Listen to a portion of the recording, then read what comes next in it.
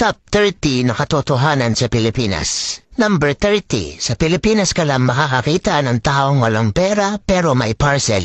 Number 29. Sa Pilipinas ka lang makakakita na ang mga tao na tumatanda ay lalong nagmumukhang pera. Number 28. Sa Pilipinas ka lang makakakita na friends lang daw pero ang convo ay may good morning at huwag papagutom. Number 27. Sa Pilipinas ka lang makakakita ng mga batang nagbibigay ng cake at flowers sa nanay kapag Mother's Day, pero kinabukasan ay hindi na mautusan. Number 26. Sa Pilipinas ka lang makakakita ng taong palusumbong sa boss para lang ma-promote sa trabaho. Number 25. Sa Pilipinas ka lang makakakita ng taong hindi maubusan ng My Day, akala mo gumagawa ng PowerPoint. Number 24. Sa Pilipinas ka lang makakakita ng taong huling beses kinilig ay nung nahawakan niya yung extension wire sa bahay.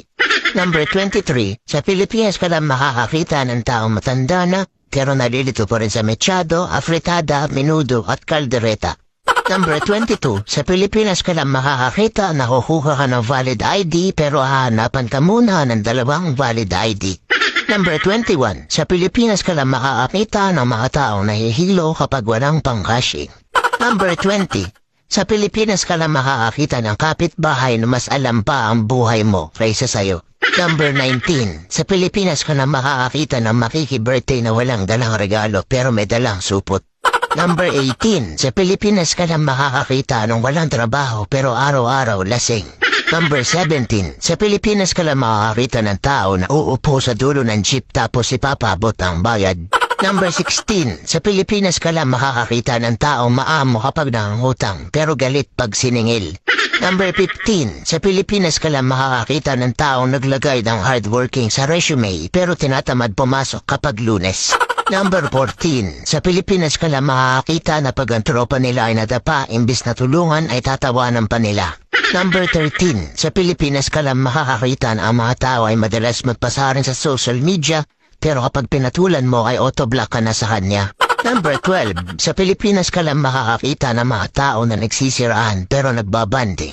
Number 11. Sa Pilipinas ka lang makakakita ng mga babae nagpipils kahit nasa abroad ang mistero. Number 10. Sa Pilipinas ka lang makakakita na hindi kompleto ang childhood mo kung hindi mo naranasan mahulog sa kanal. Number 9. Sa Pilipinas ka lang makakakita ng mga tao nang hihina kapag hindi nakakarinig ng chismis. Number 8. Sa Pilipinas ka lang makakakita ng mga taong umalis ng bahay nakaakit-akit pero uuwing malagkit. Number 7. Sa Pilipinas ka lang makakakita ng taong nakapamewang kapag tumitikim ng niluluto.